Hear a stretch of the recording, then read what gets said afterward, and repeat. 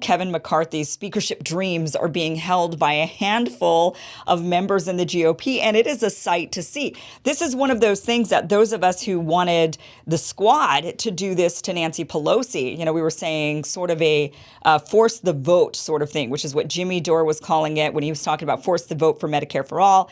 Then it sort of transferred into this force the vote, where the idea was a handful of these progressives, so-called progressives, could actually get some concessions out of Nancy Pelosi if they would just kind of threaten her speakership dreams. But of course, nobody wanted to do that. Nobody had a backbone. Nobody wanted to go in that direction. And so they didn't. And ultimately, Nancy Pelosi just waltzed right into that speakership completely unopposed. That's not what's happening to Kevin McCarthy. There's a handful. In fact, we've got a graphic of the 20 Republicans who are not voting for McCarthy. Those are the ones that, if we could put that up there, these are the ones that are holding him hostage. They just actually finished, as we're speaking. Let me look at this. They finished the 10th vote, and nothing has changed. In fact, since the first vote, see here, he's got 200, but I want the actual graphic we've got of the 20 Republicans who didn't vote for McCarthy yesterday, so we can just show who they are. But you can see right here, that there's 200 people are voting for McCarthy right now. Donald has 13. That has switched. They had Jim Jordan in there and now they put Donald's in instead of Jim Jordan. Jeffries is the Democrat. He's going to get all 212 Democrat votes. And now Hearn has also gained 7 votes. So they're kind of still splitting it. But what's interesting about this is McCarthy is going down in votes, not gaining. So as the votes have gone on, because we're now in 10th round, as the votes have gone on, usually in this process, what happens is some start to defect, right? There was the holdouts and they're like, we're not going to vote for the speaker.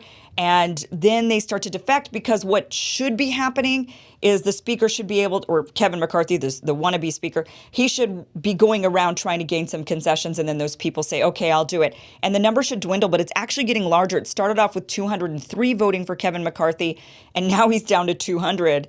It's gone from 203 in the first and second round, then dropped to 202 in the third. Then the fourth, fifth, sixth, seventh, and eighth round, 201 Republicans voted it for him.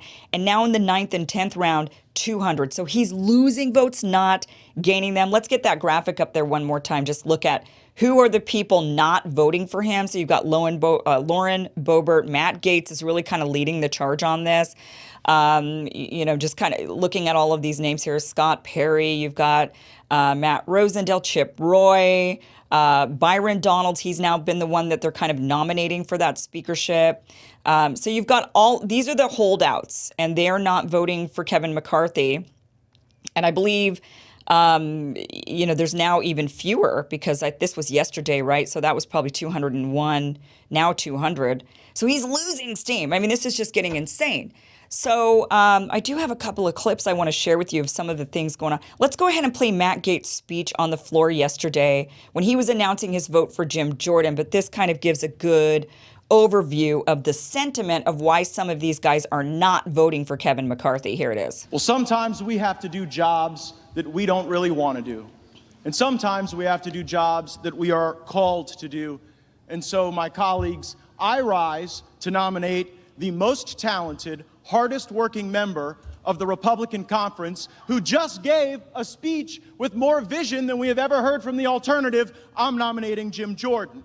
Jim Jordan is humble, perhaps today humble to a fault. Maybe the right person for the job of Speaker of the House isn't someone who wants it so bad. Maybe the right person for the job of Speaker of the House isn't someone who has sold shares of themselves for more than a decade to get it. Maybe Jim Jordan is the right person for Speaker of the House because he is not beholden to the lobbyists and special interests who have corrupted this place and corrupted this nation under the leadership of both Republicans and Democrats.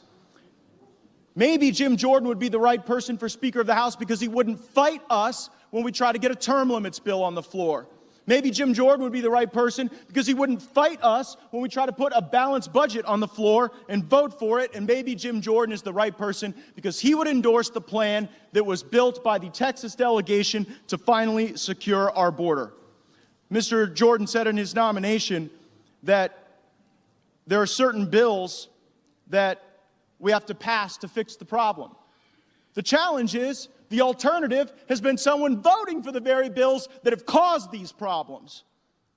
Mr. Jordan says that we cannot accept legislation like the omnibus, and I fully agree. And if Jim Jordan were Speaker of the House, if he were the leader of the Republican team, we wouldn't have that circumstance choking the economy of our country, increasing inflation, and diminishing the prospects of a better life for our fellow Americans. And finally, Mr. Jordan said we must engage in rigorous oversight. Every one of my Republican colleagues knows that the person who can lead that oversight effort, who works on it every day, who has the skill and the talent and the will, is Jim Jordan. I'm nominating him, and I'm voting for him. Yeah, so basically they're calling Kevin McCarthy an establishment shill. I mean, that's really what it boils down to. And quite frankly, he is. So, it's understandable that these holdouts would say, we don't want this guy to be Speaker of the House. And I mean, we'll see where this goes. They just finished the 10th round of voting. I'm sure there's going to be, there has to be more votes after this. There were some ideas. I do want to just bring these up. There was one idea that was circulating around that Liz Cheney would be nominated by a Democrat, that Democrats would put forward Liz Cheney, and they might. I mean, who knows? Anything goes at this point, right? That they would put her in there and all the Democrats would vote for her, as well as some establishment Republicans. And so she would end up winning speakership. Now, she's no longer in Congress, but that doesn't matter. You actually don't need to be a member of Congress to be Speaker of the House. In fact, Matt Gaetz actually voted. We have this little quick clip of him. He actually voted for Trump to be Speaker of the House. Here it is. Gaetz. Donald John Trump. Trump. That's hilarious. And MTG is looking at him like, really? Okay. So there, anything could go. I would not be surprised if Democrats tried to stage a coup at some point and put in nominated a Republican that, they consider to be one of the good Republicans, those warmongering Republicans that are part of the military-industrial complex establishment. That's the type of Republican we want. So they, of course, would nominate somebody like Liz Cheney, because we all know that Democrats have now completely embraced the old guard, the supporters of the Iraq War, the establishment GOP. They think they're the good guys now. So I wouldn't be surprised if that happened, but we'll see as the rounds go on. But, the one thing that they're holding out on a few different things, and they're asking Kevin McCarthy for some concessions. There are some, though, like Matt Gaetz, who says, I'm not voting for him no matter what. I don't care how many concessions he gives. He's establishment. I'm not voting for him. But there are others that say, well, we'll vote for him, if he does these certain things. Like one of them is that they want, it is called vacate the chair. So they wanted this procedure to actually be brought back to Congress that Nancy Pelosi got rid of. And it allows congressional members to call for the speaker to lose their seat inside the congressional session, like during that season. Whereas, the way she made it was, once she's crowned queen, you can't dethrone the queen. And that was something she put in. So a lot of these congressional members are saying, hey, you need to restore this where we can hold you accountable. And if we don't like how you're behaving during your speakership, we can call for a motion to vacate the chair so that you have to get out of there. So Kevin McCarthy at first says, okay, I'll bring it back. But he was saying at first that the majority of Republicans would have to agree to it. The old rule was one person could call for it, and then everybody would have to vote on it. So Kevin McCarthy says, well, okay, maybe we'll do it, but only if every majority needs to agree to it. And then people said, no, that's not good enough. Then I believe he lowered it and said, okay, what about if 5 people have to agree to it before it's actually called to the floor? And then people were still like, that's not good enough. So now the rumor is that he has gone forward and said, okay, I'll restore the motion, to vacate the chair with one person, one member bringing it up. I'll lower the threshold back to one. We'll restore this. But you know what? The reality of it is for a lot of these members is it's just not good enough. They just see him as an establishment shill. They see him as somebody who has been, smooth talking, who is supported by Nancy Pelosi. They say that's all you need to know. He was against Donald Trump, said that he basically alluded to him being responsible for January 6th. McCarthy, there's like there's these rumors that he potentially took FTX money in order to go against the anti-establishment Republican candidates who are running in races, that he basically did the same shenanigans that Democrats are accused of when they're trying to bury progressive candidates. That's what they're accusing Kevin. I mean, firmly an establishment guy. They're accusing him completely of being an establishment shill, which he is. So it is what it is. So we'll keep an eye out on this. I think this is amazing to watch. I know a lot of Democrats are pointing to Republicans and saying, look, they can't get it together. They can't get it together. Look at them. I view this as this is the way democracy runs. This is the point of democracy. Yes, these congressional leaders who represent the American people are supposed to go there and hold the leadership accountable. They're supposed to go there and say, you work for us, not the other way around. We're not going to crown you king so you can sit in your throne. And the reason why speakership is so important because they decide what goes on, what bills hit the floor. They decide who sits on committees. They have an enormous amount of power, which in and of itself should be called into question, quite frankly. We should be reducing the amount of power of the Speaker of the House and also of the Senate Majority Leader. Same thing. They get to decide. They run the place. They run the joint. And that shouldn't be the case. It should be the American people who run the joint for the House and the Senate by the states. But we're going to keep an eye on this. This is really an amazing sight to see. I love it. I think this is great. I hope that I don't know what's going to come of this. I mean, it wouldn't be great if like Liz Cheney becomes Speaker of the House, and that would be a disaster. And maybe that's what Kevin McCarthy could threaten, I suppose. He could be like, well, do you want me or do you want Liz Cheney? Which one do you want? Me or her? Me or her? Who are you going to vote for? So we'll see. All right. We do have a great show in store for you, so we're going to move on with you. We have a lineup of guests tonight. One real thing, this is also one of the issues that kind of goes around the fight for speakership is about the mass surveillance state. As you know, Julian Assange sits in prison for exposing war crimes of the CIA. Edward Snowden, he can't come home because he exposed the NSA's mass surveillance scheme. The Twitter files exposed FBI's pressure to suppress and censor. And, many Americans are wondering, as we're hearing these stories and seeing these things happen, what is being done by members of Congress about this overreach and abuse of power. So joining us now is Daniel Boguslaw. He's an investigative journalist with The Intercept, wrote a great piece talking about some of these members of Congress wanting to start a committee of the Freedom Caucus members are wanting to start a committee, and they have proposed this committee to investigate the abuses by the mass surveillance state, but Democrats are pushing back.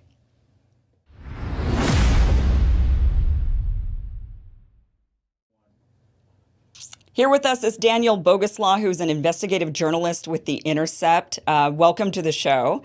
Thanks for being here.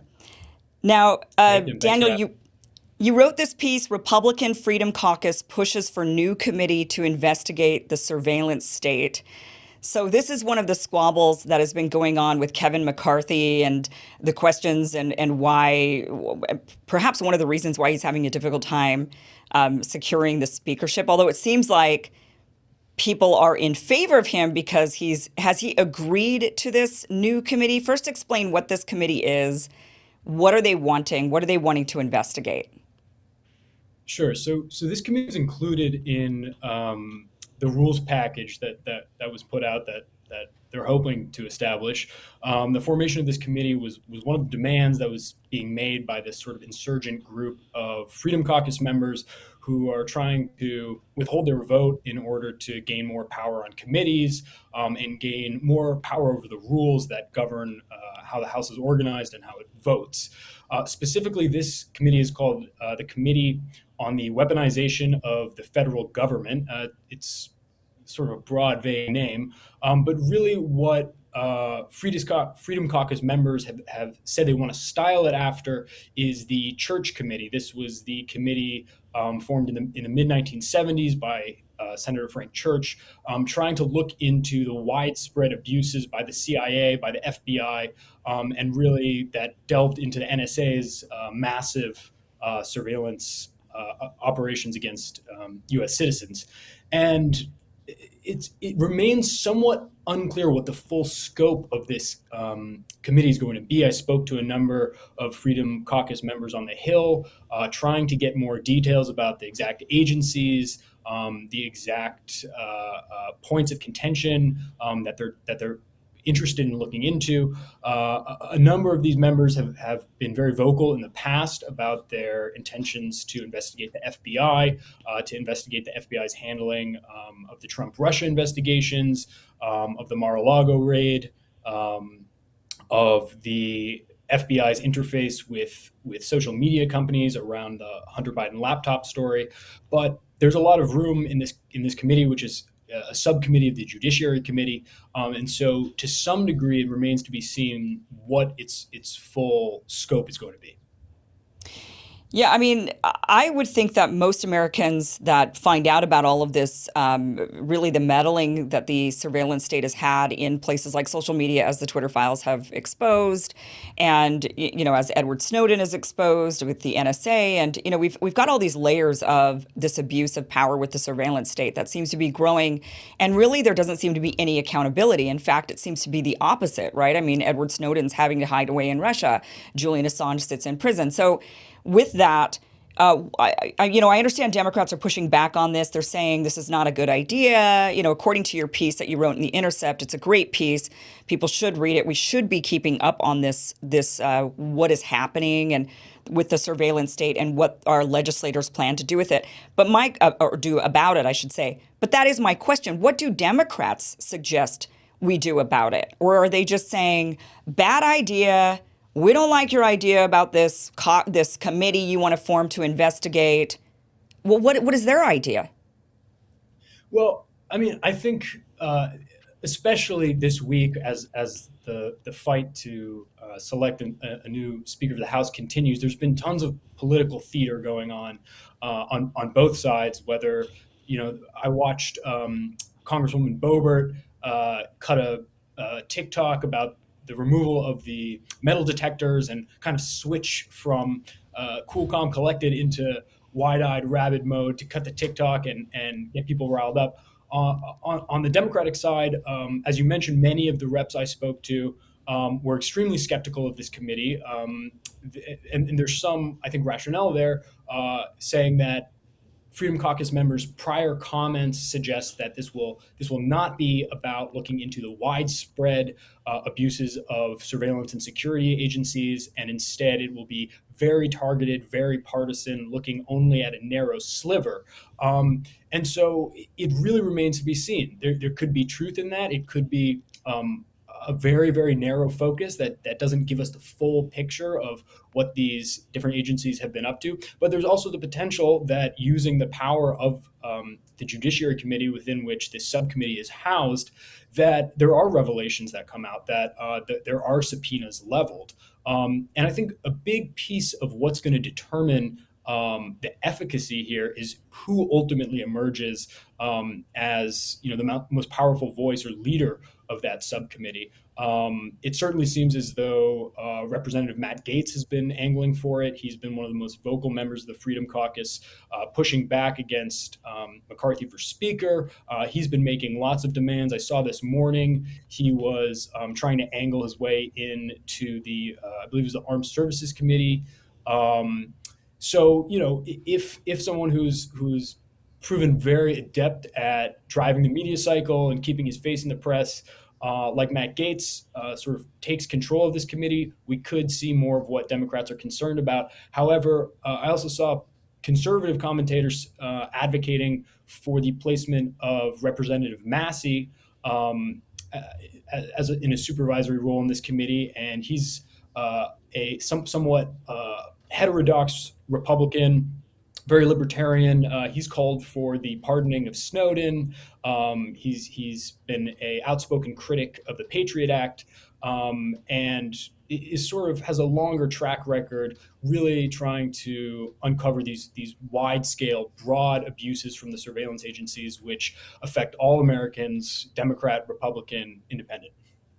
Yeah, definitely. I think Thomas Massey would be a great pick for this, but I do think because he is so libertarian, his solution, which hey, I'm not against this solution, but I bet his solution would be abolish all of it. We just need to get rid of these organizations. They shouldn't exist because that is, kind of the go-to with libertarians. They would abolish pretty much all organizations in many cases if they could. But I do think he would be a really good person for that role. But I actually think Matt Gaetz would too. I know he gets smeared a lot. People drag him, and maybe rightfully in some cases or whatever. But I do think he also is one who has called for, fairness towards Edward Snowden and Julian Assange as well. He's been one of those vocal minority on the Republican side of the aisle. But it's interesting that he's angling for these positions when he's so fiercely against Kevin McCarthy. It's almost like, what are your chances of getting a committee appointment after you've just railed against the if Kevin McCarthy ends up truly getting through this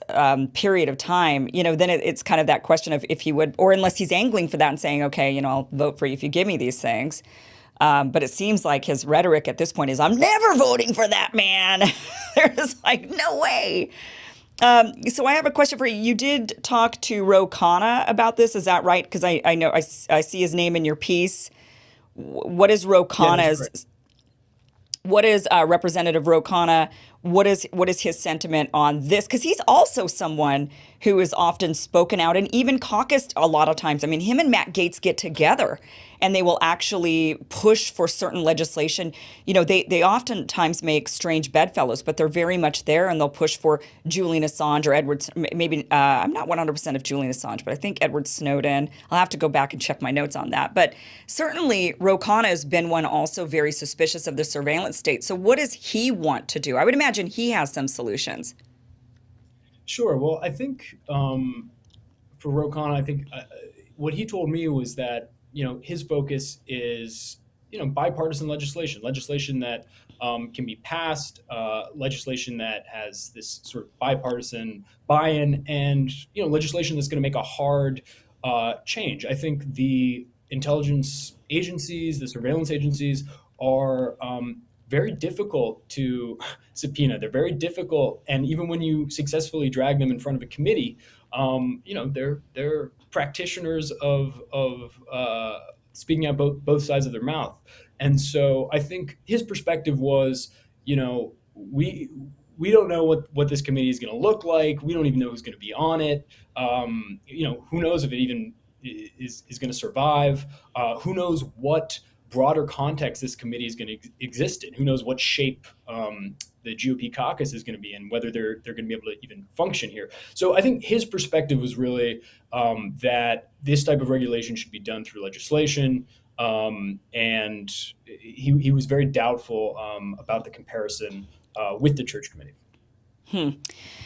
Yeah, I agree with Ro Khanna in that probably the way that we're going to get actual change is through legislation. I mean, these types of investigations that just kind of lead to witch hunts oftentimes don't result in anything, right? If you do even find something, then the question is, what is Congress going to do about it? Although, that being said, can you explain a little bit about what the Church Committee did back in the 70s? It was in the 70s, is that right? He was a senator from my home state of Idaho, and I actually have a family connection to Senator Frank Church. He helped my family get out of Iran when they were stuck there in 1978. But what were the Church Committee? What were their investigations, and what? I know that there were some change that was made from those investigations. Sure. In fact, the Church Committee actually, led to a permanent intelligence, oversight committee. But I mean, it's incredible if you read through the areas that they touched. This was looking into COINTELPRO operations. This was looking into mass propaganda campaigns against U.S. citizens. It was looking into the CIA's use and abuse of LSD on American citizens. Mm-hmm. It looked into CIA assassination plots against foreign leaders. I mean, this was really, it looked into, as I mentioned before, the NSA mass data collection on US citizens. So it really was kind of the lid being blown off the security agencies. It was, this is not, back page anonymously sourced reports, which these agencies were able to quickly discredit. This was the highest levels of Congress, trying to create accountability for agencies which had spiraled completely out of control. There's a famous picture, I believe it's Senator Church, holding up, this heart attack gun that was this, attempted assassination weapon cooked up by the CIA for use against, foreign nationals. So this invoking the Church Committee, as the Freedom Caucus has done, is really trying to draw a straight line back to the biggest revelations, really, that have come out about these agencies via Congress.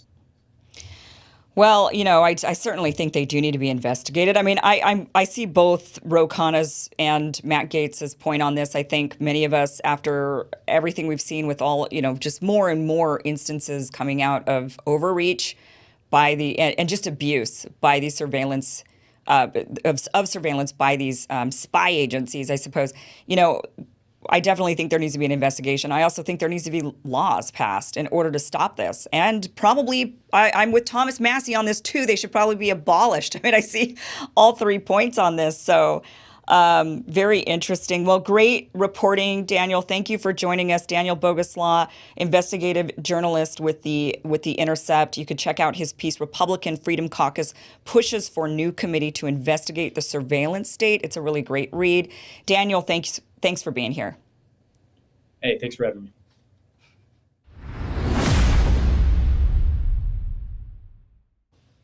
All right, I want to tell you guys about Birch Gold, sponsor of this show. I'm actually a big fan of gold investment, and Birch Gold makes it easy to convert an IRA or 401k into an IRA in precious metals. You can also get physical precious metals, physical gold, silver, palladium, and platinum through Birch Gold. So you could do it either way. You could get the physical stuff if that's what you prefer and you want to keep it in your safe, or you want to put it in a safety deposit box at the bank, or if you want to get yourself an IRA in precious metals and you'd rather have a guardian essentially hold the precious metals for you, that you then, they kind of manage it for you the same way an IRA would be. So an IRA in precious metals. You can go either way with it. But I'm personally a big fan of gold investment. It's something that has helped my family escape in times of war. Some of you may know that I come from a family of Vietnamese refugees, and my family, my grandmother started off in the north of Vietnam, escaped down to the south when they were fighting the French in the north, then escaped the south after the American War, and then went to Iran for a while, tried to settle there, and had to leave in 1978 during that time. So one thing that my family taught me from a young age was you shouldn't trust the currency completely. You need to not put all your eggs in one basket. You've got to diversify, because you never know when you're going to have to grab everything and go. And that is something that has been very real for my family. I know a lot of people here, we're real cozy, thinking, oh no, it'll never happen to us. But you just never know when you're going to need to cash in using a currency that is recognized and accepted everywhere in the world. So I'm a big, big supporter of investing, diversifying. Of course, I'm not saying put everything in gold, but I'm definitely saying you should diversify into it if you can. Have that, don't put all your eggs in one basket. So all you need to do to find out more, if this interests you, is visit birchgold.com/Kim. And there you can claim your free info kit on gold. So you definitely want to do that. Just learn about it and then invest in it. It's, like I said, either physical gold or put it into an IRA in precious metals. Go to birchgold.com/Kim. Protect yourself with gold today. Again, visit birchgold.com/Kim.